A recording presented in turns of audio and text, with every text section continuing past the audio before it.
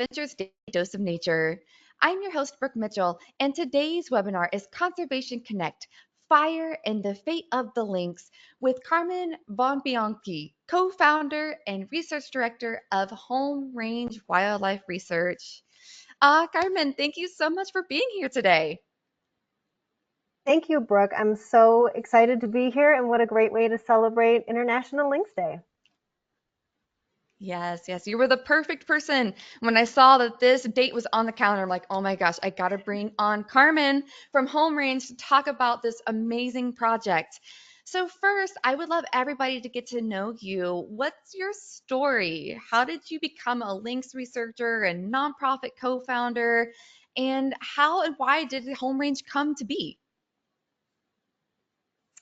Well, I will say that I've always felt a sense of duty to contribute to conservation, and I've always, of course, loved animals, which is a line that you hear from most wildlife biologists.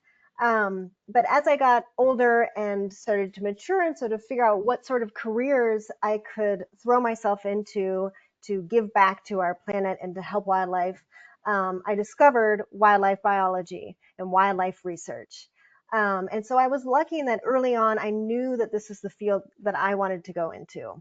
And so I got my undergraduate degree in wildlife biology and started to work all over North America on various projects and experiencing different types of wildlife research and just the field in general.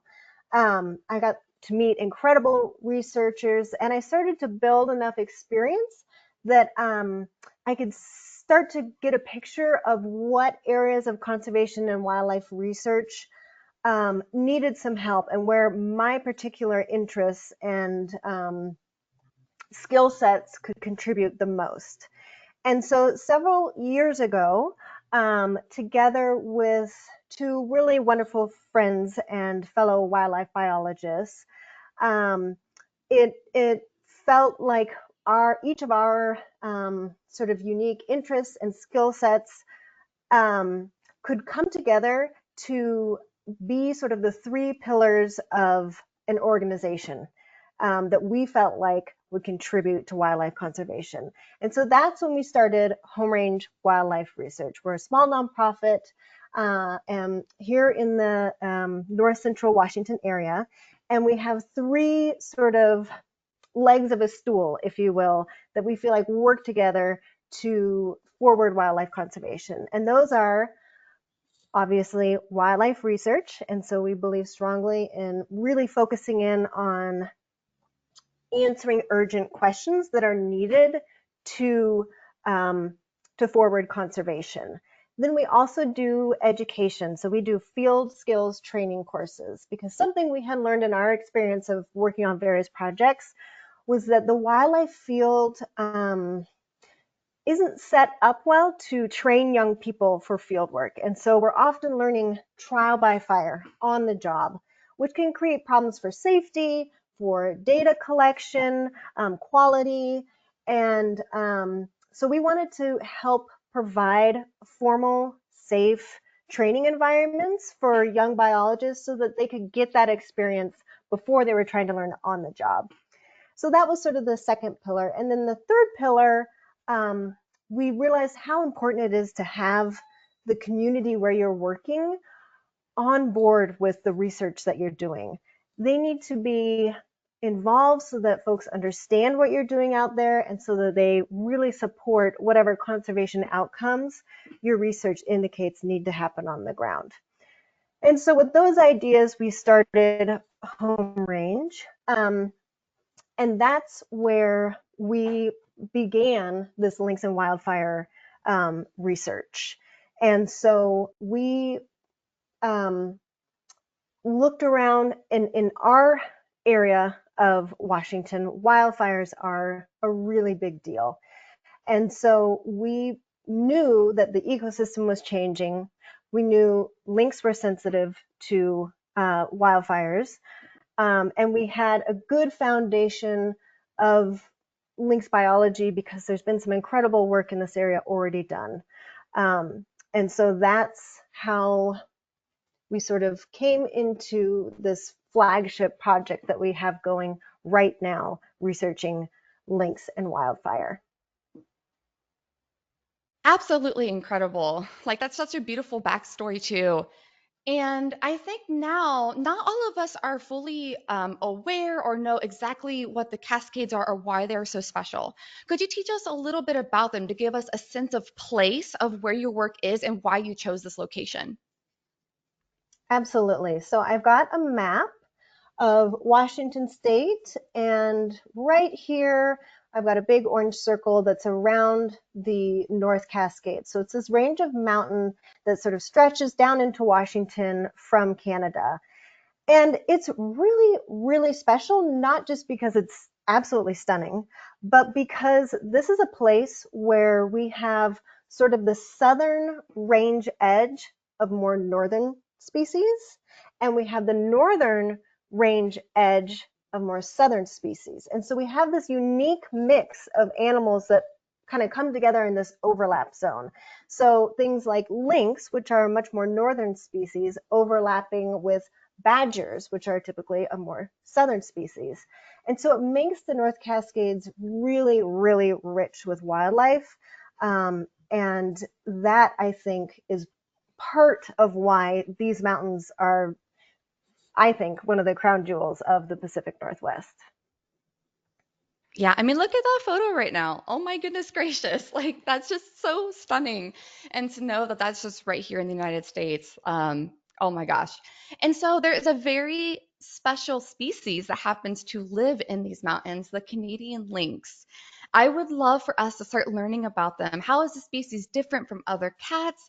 And what's going on with them specifically in Washington?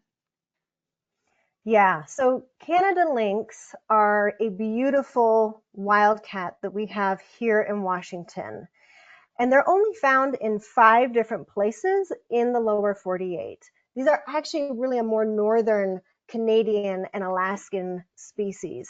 They live in the boreal forest zone, which again is a more of a northern forest type.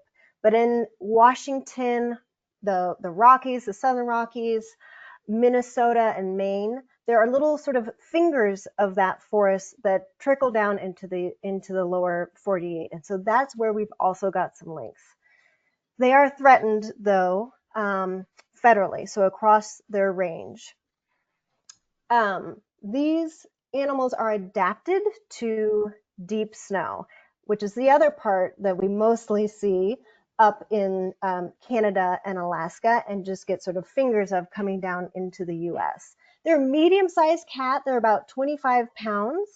But what's really cool about them and what makes them really well adapted to snow is that they have got giant feet. So you can see there on the left, we have lynx feet, just these huge mittens, versus a bobcat foot there on the right, which bobcats are about the same size and weight as a lynx, but they have such small feet that they just punch right through the snow. Whereas a lynx with these huge feet, those act like snowshoes, and they can really efficiently and easily move on top of the snow and make a living even during the winter when the snow is really deep. The other thing that these feet do is that they sort of have carved out a niche for lynx in deep snow environments where they have the competitive advantage. So during winter in lynx range, they're the dominant predator out there, which is really neat. It also makes them vulnerable because they are so specialized to these forests and deep snow areas. And we'll get into that. But that is one of the reasons why we felt like this research was really urgent, because actually, while federally they are threatened, in Washington they're sort of struggling, especially, and they are listed as endangered. And the reason they've got these big feet, or one of the reasons they need to have these big feet to get around so well in the snow, is that their primary prey is the snowshoe hare. And you can see how big this hare's foot is. They're really good at getting around in the snow as well. And so to keep up, lynx need to be really good about that. And so they are a specialized predator they eat 80 to 90% snowshoe hares. So for lynx to survive in an area, there has to be snowshoe hares, and snowshoe hares need a really thick boreal forest. Hares need the forest, therefore that's what lynx need as well. Awesome. And so, one thing that I thought was very fascinating when I first had the opportunity to sit down with you and chat with you is this connection between lynx and wildfires. So, I would love to learn a little bit more about that. What is going on with wildfires in this area, and what is this connection between lynx and wildfires? Yeah. So to understand the connection between lynx and wildfire, it's you need to understand a little bit about the history of wildfire in these mountains. Lynx here evolved with fire, which for a species that lives in the forest might sound counterintuitive that they could be evolving alongside fire. But the way that fires historically burned in the North Cascades actually maintained forest over the long run. And what I mean by that is that historically there was this just regular pitter patter of fires, little fires that burned here, they burned there, and this was happening really frequently. And so that the forest was broken up by areas of recent burn without forest, or areas that were growing up, and so growing new trees, burning again, returning to no trees. And so we're just getting this dynamic ephemeral patchwork of forests burning and regrowing. These burned patches did something really, really important. They created these natural fire breaks. And so all of these small fires were creating a negative feedback loop, wherein recent fires were limiting future fires. So this historic fire regime was actually self-limiting. So for lynx and other wildlife that evolved on these landscapes with fire, that meant that while their forest patches were dynamic and ephemeral and moving from here to there was always enough of that forest on the landscape that they needed to support them. And then really importantly, by preventing really huge fires from just wiping out vast tracts of their habitat all at once, this pitter patter of fire, those natural fire breaks, safeguarded their habitat overall for the long term. Okay. So then, but so in a specific relation to the lynx, then, like, how is this affecting them? Because I'm probably a lot of us have heard of this term or this concept like mega wildfires, Yeah. especially anybody in the West or even now, like as I'm now based in Ohio and we were under like air quality advisories from all of these big fires Mhm. up in Canada. That was like all the smoke was blowing down. So, for what's going on in Washington then in the Cascades with these mega fires, and how is it affecting like lynx habitat? Yeah. So the pitter patter of the historic fire regime, this little sort of drips of fire that were creating fire breaks, that's not happening anymore. And that is the result of two things. The first thing is that about 150 years ago, we started to engage in fire suppression. So we were putting out all those little fire starts, which allowed the forest to fill in and regrow and sort of homogenize. So now, at this point in time, after all these years of fire suppression, the landscape was just a blanket of trees, also a blanket of fuels for fire to travel over really easy. Then you bring in climate change, and we've got the weather there for it. So we've got the bottom up effects of this just perfectly laid out fuel bed, and we've got the top down effects of climate change. And so these factors begin to work together until about 20 years ago, fire suppression could not overcome these factors. And we started to see bigger, more frequent, and higher severity, so hotter burning fires happening. And so to really show you that, I've got this map where on the left, we can see lynx habitat in the green. So these are the areas that lynx are found in the North Cascades.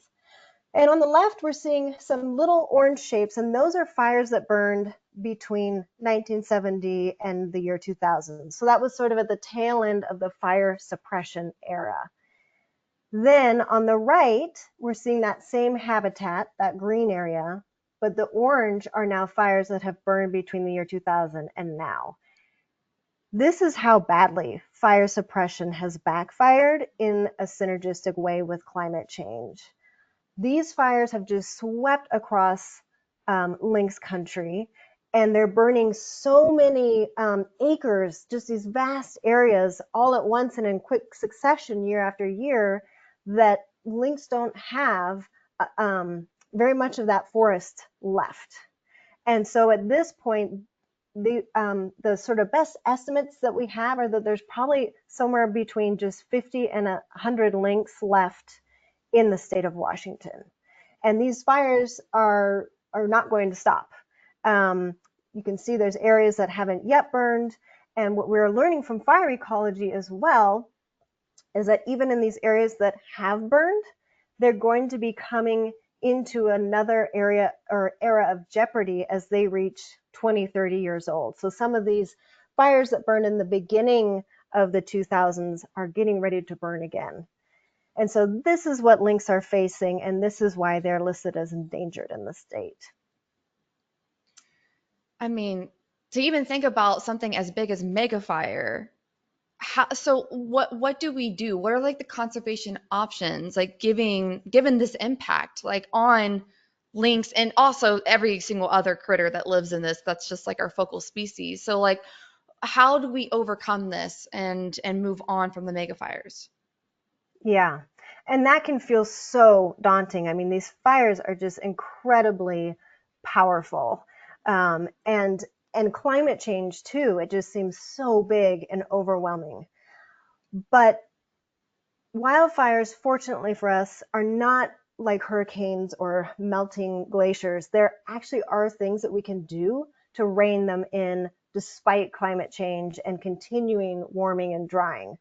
What we have learned from fire ecologists is that we can actually use fire to fight fire. And what I mean there is we can use prescribed fire where we're going into a patch of vulnerable forest, so a piece of forest that's got a lot of fuel buildup and could very easily burn. And we're using fires and probably some forest thinning, mechanical forest thinning, but just ways to treat the forest so that we are reinstating sort of that historic pattern, that patchwork that we saw earlier in the slides with the little boxes, reinstating some of those little fire breaks like there would have been had we not stopped fires from burning back in the suppression era. And if we do this, the science clearly shows that that will slow fires, even under climate change. It'll put those brakes on burns. It'll put those speed bumps in. And so for lynx and all the other wildlife that is out there, this is sort of the tool that we have for I'll just say if we have any hope of keeping lynx here in Washington, this we think is the tool that we need to employ.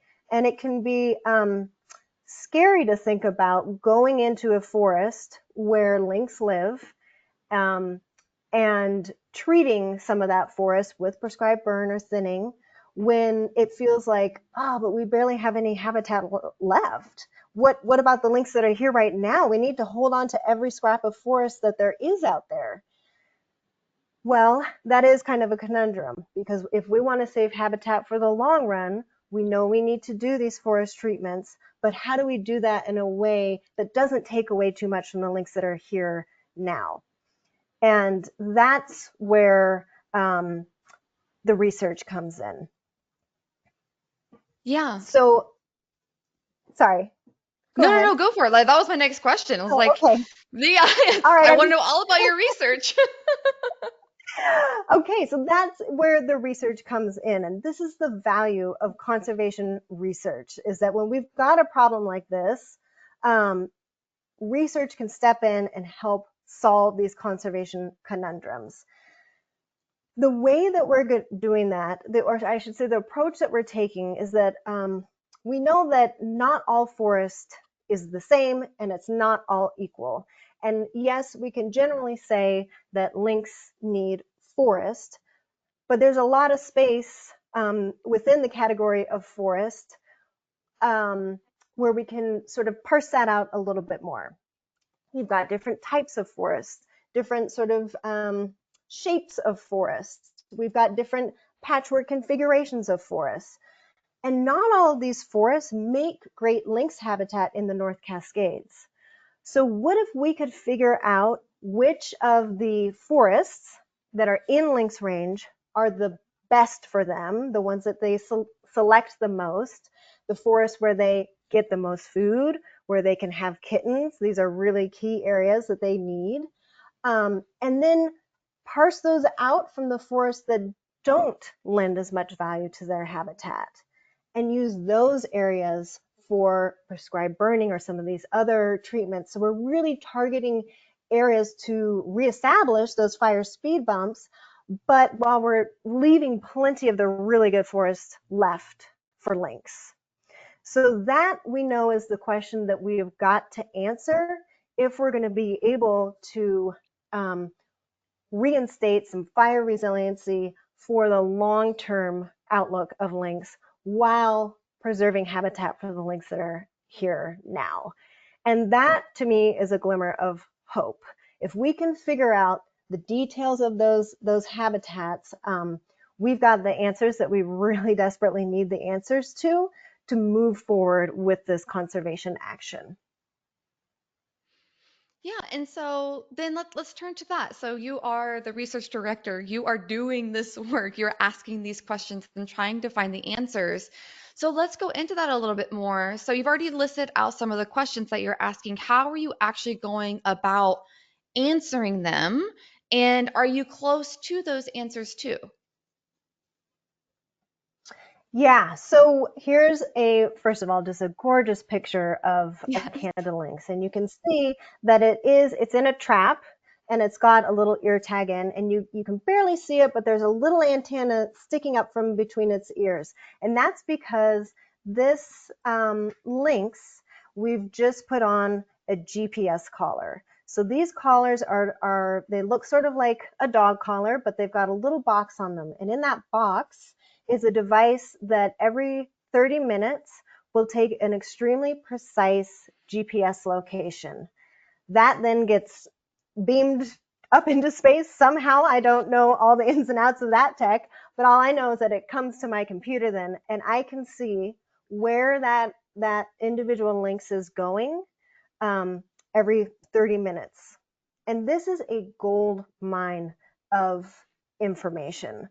From these locations, we can start to parse out where are they going to catch snowshoe hares to eat. That's huge. If they can't eat, they can't survive. That's the key habitat that we need to know about. And so while we're still in the data collection phase and we're still just acquiring all this data from the lynx, they're already starting to show us where the habitat is that they really need to survive. And one of the things that we're finding is that they are able to use some of these burn scars, these mega fire burn scars that burned in the early 2000s. So they're about 20 years old and they are starting to regenerate with thick trees and come back online for lynx. So this is really good news because that's a lot of what our landscape is at this point. And so here we're finding, okay, let's save lots of that for them. And maybe we start doing prescribed fires in places that, aren't yet 20 years old and so aren't currently even giving them habitat yet, or areas that aren't growing back as densely. So we've still got to do our formal analysis, but we're starting to see the sketches of what habitat is most important. And I also have another piece of data from a trail camera that's really hopeful. And that is that, as you can see in this video, so that's one of our collared male lynx, and he's traveling with a female and her 2 kittens. Oh my And so, gosh. yeah, pretty beautiful to see. So from this data and from other things we're seeing out there like tracks, our GPS collar data is showing us, okay, a cat is denning over here, she's having kittens over here. We now know that not only are these areas, these regenerating early burns, offering places for lynx to hunt, they're also supporting kitten rearing. And that's where biologists get really excited, because you can, if you've got all the food you need to eat, that's great, but if you can't reproduce, that population is still in trouble. And so this is something that we're really excited about, and to me really reinforces that we need to understand these landscapes and how we can perpetuate the habitat even in the face of these fires, and that we've got to understand how we can get the fire regime back to something that was more approximate to the historic fire regime. Oh, incredible. That video was amazing. I did not expect the 3 cats behind the male. Like, Yeah, yeah. so does that mean that they are more social than we thought, or is this a normal lynx behavior for like males and females with kittens to interact like that? So this particular video was taken during the breeding season. And so we don't know this for sure, but it would make sense that these are his kittens from the previous spring. And now he's sort of returned and is hoping to breed with that female again. She hasn't yet sort of booted her kittens out to get ready for the next round of having kittens. But you know, it's most likely that that is a family, and that because it's the breeding season, he's traveling with them some. So they are pretty solitary, but not as solitary as once thought. I think that, you know, GPS collar data and having trail cameras out like this is starting to sort of make us rethink just how solitary we sometimes assume wildcats are.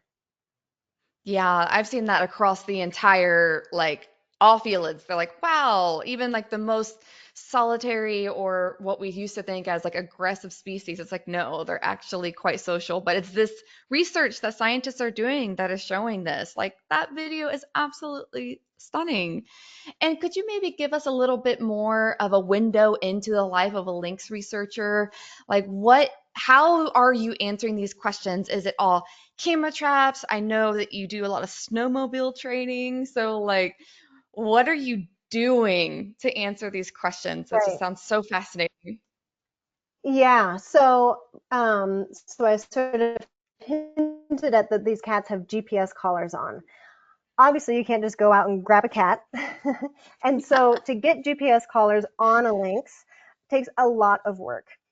The general premise is that a team of us during the winter will go out, we snowmobile into lynx country, and we have these large box traps. So it looks like a big cage, and in the back of it, we've got roadkill deer meat and some little they're basically cat toys, little feathers, little shiny things that are hanging in the back of the trap. And so we're trying to entice the cat to walk in. And when they do, if they do, they walk into the trap, they hit a little tripwire in the back of the trap, which causes the door to fall down. And now that cat is trapped, and we make sure that they are very safe. They've got obviously roadkill deer to eat, so they have food, water because there's snow. We put boughs all over the outside of the traps when we set them, and so they have a sense of cover and safety. And we're out there every single day checking these traps at least once. And so on a day when we check a trap and there's a lynx inside of it, we very carefully anesthetize the cat, bring it out of the trap. In that picture, if you'll remember, there were, let's see if I can actually just go back to that. sleeping bags and blankets. That's because when we bring the cat out, we're wrapping them in a sleeping bag and blankets to keep them warm as we are doing an examination of the cat, putting an ear tag in, putting a collar on, and then we give the cat a drug reversal and put it back in the trap to recover. So this is a cat that has recovered from the drug and is ready for release. And so that's how we get a GPS collar onto a lynx. It's a pretty labor-intensive process, and it means that we're out there snowmobiling every day in the winter and trying to stay warm, but having adventures. And so that's sort of the main way that we are studying what habitats they're using. We do a couple other things as well. We track them through the snow, and that way we can get really detailed information on where exactly they're making snowshoe hare kills. And then we can assess the habitat around that and say, all right, this habitat is like the best of the best because this is where they are successfully eating. So that's a key piece of information. And then we're also using camera traps that we're putting across the burn. So these are little trail cameras that are triggered by movement. So if a lynx walks in front of them, they'll take a picture or a video, and that helps us just assess where they're occupying on the landscape. So it's a lot of data streams, but we're going to find out some really rich detail about how we can move in there with a solid plan that we're confident isn't going to impact lynx here now, but is going to reinstate some fire resiliency. Yeah, that's actually my next question. But also, the day in the life of a lynx researcher sounds like such an adventure for all of Yes. us that mostly just have like, I mean, I have a pretty adventurous career, don't get me wrong, but I'm not doing that. That sounds absolutely amazing. But yeah, just like I don't want to steer the first, let's say that. But okay. So my next big question here is obviously this is critical for policy and like conservation efforts if we are to save the species, especially since they're endangered. So I guess this is more of an open-ended question. Has there been any policy set in Washington about like lynx, like is it would be lynx habitat protection or the species itself? Is the area already protected? But I'm just trying to think of like how the data you are collecting can then be submitted to people who make, like these decisions that then affect everything, all wildlife in this area. Could you talk a little bit more about that? Yeah. Oh, I'm so glad you asked that because it's a part of research that isn't always factored in, I think. And that's that bridge from, okay, we're doing research over here. How does that then jump from the scientific report that you publish to the people's hands who are actually in charge of managing the habitat, managing the species? And so something that's being talked more and more about in wildlife research and that we've worked really hard to incorporate in this project is partnerships with those government agencies that are in charge of the land managing and the wildlife managing. We've started those partnerships really early, right from the beginning of this project. Even from before that, actually, as we were crafting our research questions, we were working with um, folks at the Forest Service, folks at the Fish and Wildlife Service, folks at the Washington Department of Fish and Wildlife to make sure the exact ways we were crafting our questions and the way we were going to collect our data was going to translate really easily into the management actions that they take and into the guidelines for lynx conservation. And so as we're moving through this project, we're continuing to get feedback and to give these agencies feedback on what we're finding. And so really working closely to make sure that this is a group effort. It's not just research happening over here in a silo with hopes that it somehow makes it to the on the ground practitioners. We're really working together to do that. And we're excited to see this research sort of translate into action, and they're excited to get some guidance because right now managers are sort of stuck in a place where it's like, okay, we think we might need to do something about these fires, but don't yet have the information they need to be effective with any sort of treatments that might rein these fires in. Okay. That's very, very exciting. I mean, I love like when you hear like the policy arm is talking to the scientists and vice versa. Like that's exactly what you want to hear. Like these things aren't being decided in a vacuum or just like without good data. So then for on your opinion then, since you live there, you're so entrenched in this ecosystem, this landscape and the species, what do you see as the future for the lynx in the Cascades, either from historical data or like what your research is saying now, moving forward? If you could look into your crystal ball and predict, what do you Mm-hmm. think the future is going to look like for the lynx in this area? Yeah, I um I have hope. I really do. I think that if you'd asked me this question 5 years ago, I may not have been so hopeful because if you remember that map that I put up with all of the orange areas that have burned, back then the sort of just conventional wisdom was that, well, if it's burned, it's not lynx habitat, maybe for another 40 years or so, 30, 40 years. And so we've got Wow. all these burns that are happening so quickly, they're not going to be able to survive on this landscape. And it just felt, yeah, it felt like things were not going to go well. But as we have learned that actually some of these earlier burns are starting to be quite productive for lynx, in concert with learning from fire ecologists that there are ways that we can slow megafires,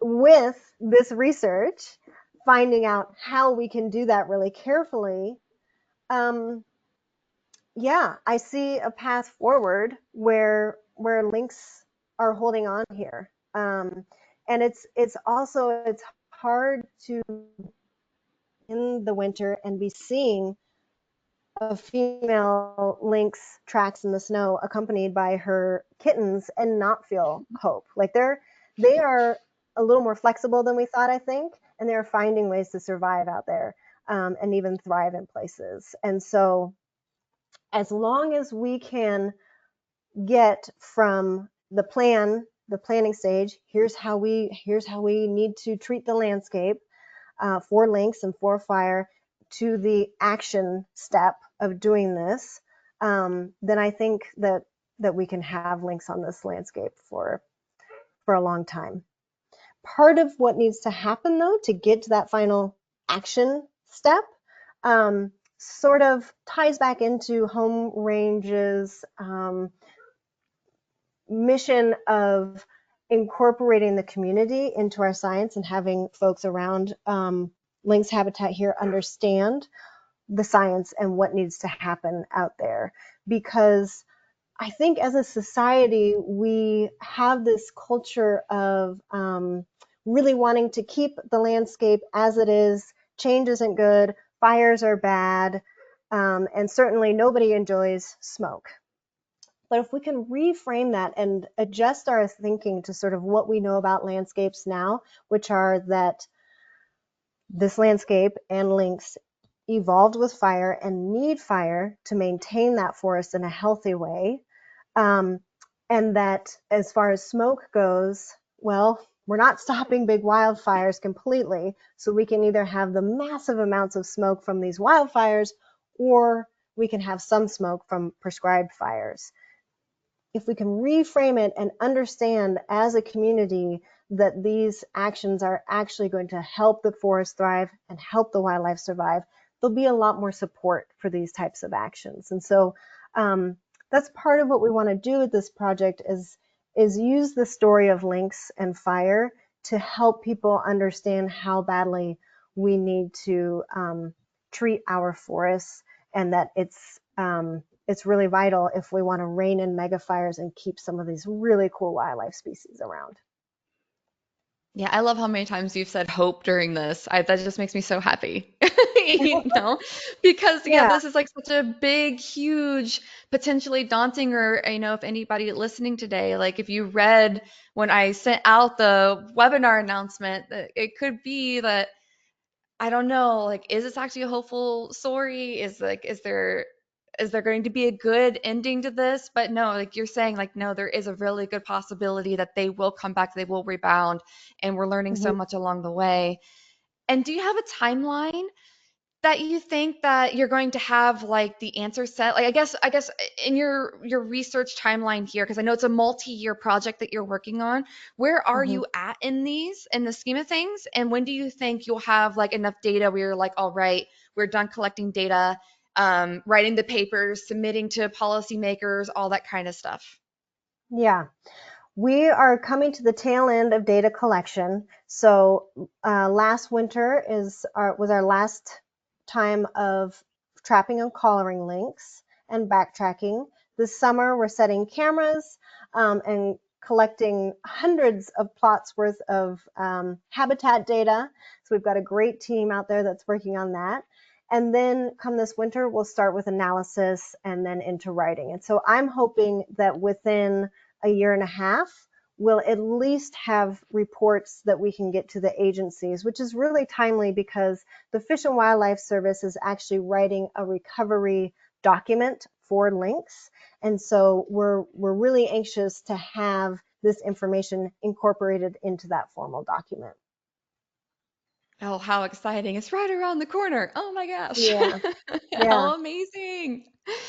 All right, everybody. I only have a few questions left for Carmen myself. So if you think of anything, please start typing them into the questions box so that I can have them loaded up and ready to ask her when we get to that. But will we have this still a little time together, Carmen? Do you have a fun story or two from your time in the field that you might be able to share with us? Absolutely. Yeah, I am so lucky to have gotten to spend all this time in Lynx country doing this work. I feel really fortunate, and we certainly have lots of adventures. But the one that I thought I would tell, because I also have a video to accompany it that I'll show you, has to do with trapping. So trapping lynx is not easy. There's not many on this landscape. Our study area is about 100,000 acres, so it's huge. And getting them to find the couple square feet that your trap occupies on the landscape is step one. Getting them to just go into it is step two. And that's the really big one because while we can put all these enticing goodies in the trap, like the deer meat and the little cat toys, sometimes we'll add lures that have really strong scents. For example, things like skunk scent and all these, stinky. We've got squeeze bottles of lynx pee. Like this is what they're into, and so this is what we give them. So despite putting all of those little goodies in, so many times you'll see the tracks from the lynx, and they're going towards the where the trap is, and you're riding along on your snowmobile, and you're starting to get really excited, and then you see from the tracks where the lynx stopped and looked at the trap, and then just kept on going. So it Oh really has to no. do with their mood and their individual personality, how willing they are to go into this, weird square thing. So that's how it is most of the time. But then every once in a while, you get a lynx that is what we call trap happy. And this is a lynx that gets trapped once. And yeah, it goes through the whole, handling, and it gets a radio collar on. And then it realizes, actually, if I go into that trap, that's kind of weird. But I get a couple pounds of deer meat, and then somebody will come and let me out. And so if a lynx starts to think like that, they can sometimes almost become a problem because they just start hitting your traps every night. And so we had one lynx. It was actually the first lynx we ever caught, and he got extremely trap happy. And so this is a video of the 11th time that he was captured. And you'll see when he goes in, he grabs onto the meat at the back of the trap and doesn't even let go when the door slides down with a big clatter. He just hangs on and keeps eating. There he is, sort Not of even jumped with fair. a little bit of a startle, but yeah, he just keeps eating and then just sleeps there for the night until we come and let him out.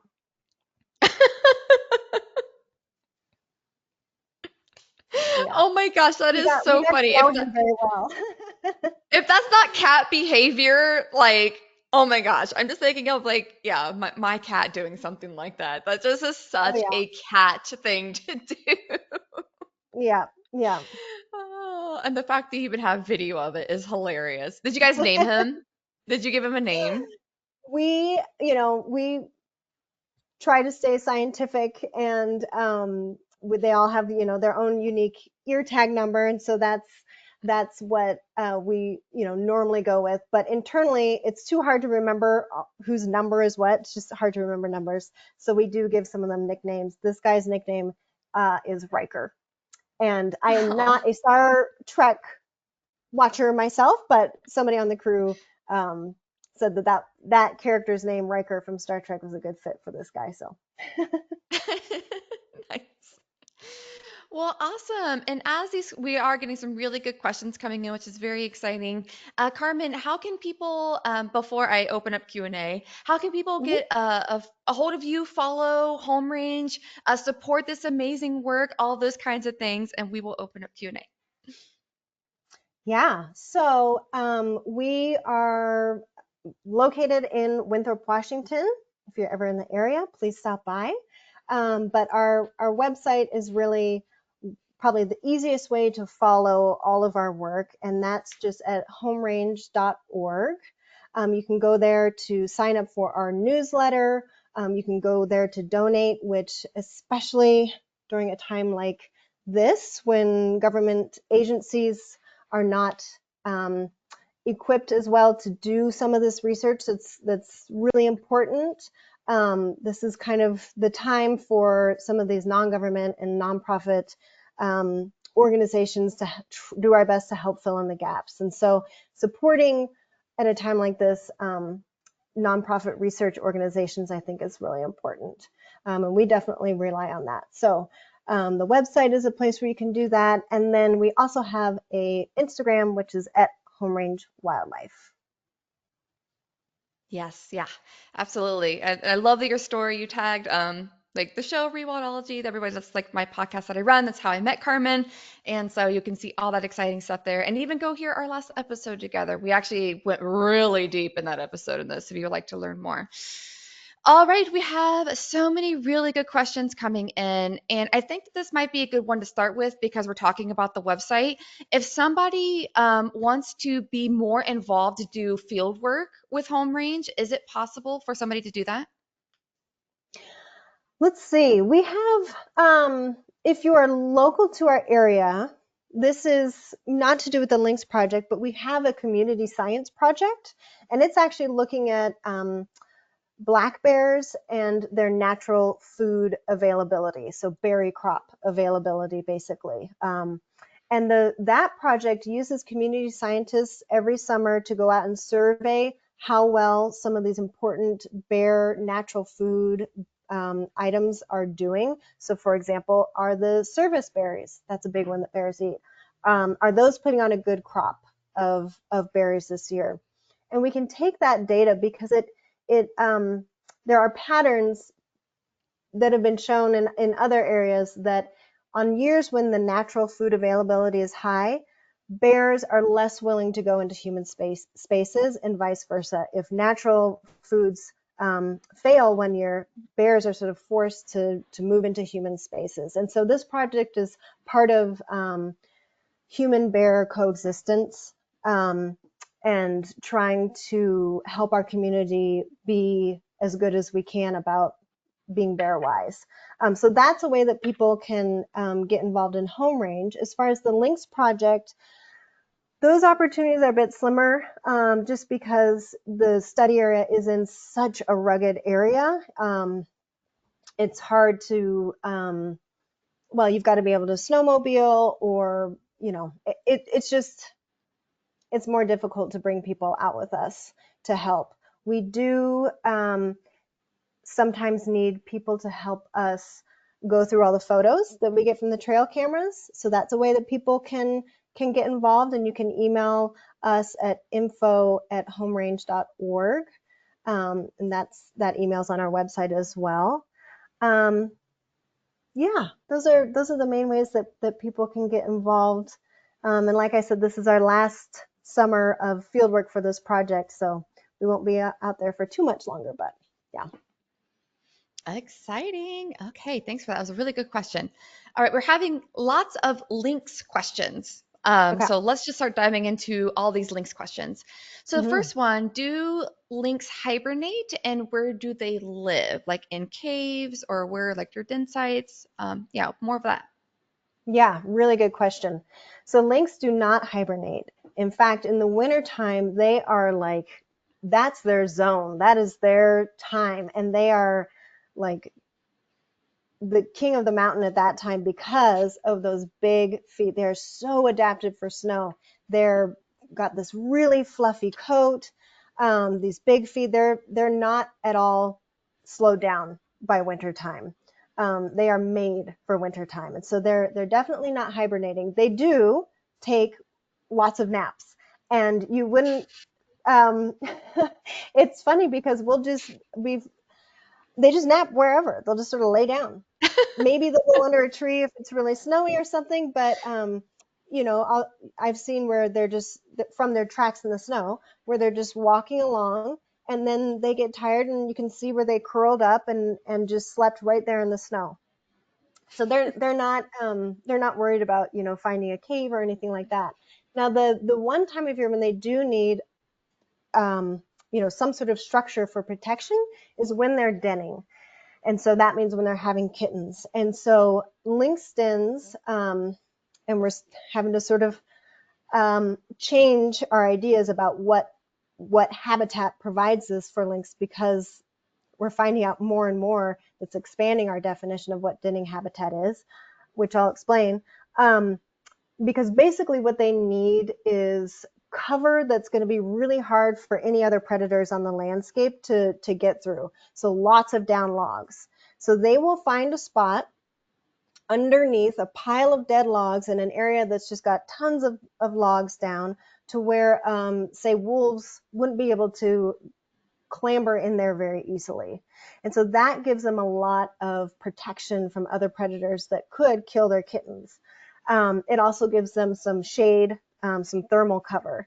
And so that is an example of a den where they would be seeking out a little spot to have their kittens. I've also seen them have kittens in a hollowed out stump. That was kind of a neat one, Wow. or in a little rock sort of crevice. But the basic element that they need is some structure, some cover for protecting the kittens. And we used to think that this had to only, or that this was in mature forests where lots of trees were dying and falling down. But what we're finding is that in these regenerating burns, there's also lots of down logs because the trees have burned and have fallen. So even though there's not, a big old forest around it, they're just able to make use of the little regenerating trees and the fallen logs to protect their kittens. Oh, how amazing. Yeah, no wonder why you're so hopeful. They're like, oh my gosh, we Yeah, even have, like, we're having babies in the yeah, burn scars. Like, that's yep. so exciting. Oh, it makes me so happy. All right, this is a really good one too, because obviously, if to have a healthy lynx population, you need to have a healthy prey population. So, what is the state of the snowshoe hare population in this lynx territory? Hmm. So I can only make the assumption we are not directly studying how many, snowshoe hares per acre there are in this area. But lynx need plenty of hares around. And so they will only survive in areas where there are enough hares. So while I can't say, what's the exact density of snowshoe hares, they must be doing very well because lynx are also doing well here in this particular part of North Cascades range. And so that's really exciting to see. Just anecdotally, so when lynx poop, or sorry, not lynx, when hares poop, they leave just little round pellets. And when we go into some of these burned areas that are now regenerating, the forest floor is just littered with those. And so that's a sign that there's plenty of snowshoe hares around for these lynx to at least make a living on. Oh, very exciting. Yes. Yeah, if there's a lot of food, then yeah, the predators follow the food. So, Exactly. Exactly. yes. Speaking of predators, could you talk about the lynx bobcat dynamic in this area? Does lynx affect bobcats, or does bobcats affect lynx? And yeah, how does that work? Yeah, really good question, and one that the whole Lynx community wishes we had a better hold on. No. So it, so let's see. So bobcats are a more southern species. Lynx are more northern species, and so by and large, they are separated in range. But of course, there's going to be sort of an overlap zone. And that overlap occurs somewhere, let's see, bobcats sort of peter out and lynx start to come in according to latitude as you go north. But here in the Cascades, it also happens as you go up in elevation in the mountains. So in lower elevations here, we have bobcats, higher elevations, we have lynx. And then there's that overlap zone. We don't know exactly what's happening in that overlap zone. Based on just sort of theory, um, they could be competing for snowshoe hares. And so in that case, bobcats could be outcompeting lynx for snowshoe hares and making it harder for lynx to find enough snowshoe hare. They could be competing in that they actually come into conflict, in which case people sort of generally assume that a bobcat would be dominant only because they can be slightly bigger and more aggressive. But these are things that we don't really know. They may be overlapping, and bobcats maybe, are actually eating more voles in that area than they are snowshoe hares. And so we would like to know that so that we know what kind of effect bobcats could be having on lynx, but we just don't have that research yet. So there's another area where we really need conservation research to get us some answers so that we can start to have ideas for how to take action if it's even needed. Yeah, if I could go back to when I was like 19 or something, like that is the type of question. Like, I'll go answer that. I'll go study it. Like, Carmen, sign Yeah, me up. Like, yeah, how do we like make the method section? Like, how do we actually answer this question? Because that is something that, yeah. yeah, young biologist Brooke would have died to answer. So, Yeah, yeah, yeah. yeah. It's really fascinating stuff. It's complicated, and it's complicated by the fact that we also have coyotes, and so, there's sort of this Mm-hmm. group of same-size carnivores, and we don't understand, what those interspecies dynamics are yet. Oh, absolutely amazing. Sounds like there's so much more work for home range to do. So the Yes. questions, never Oh, end. yes.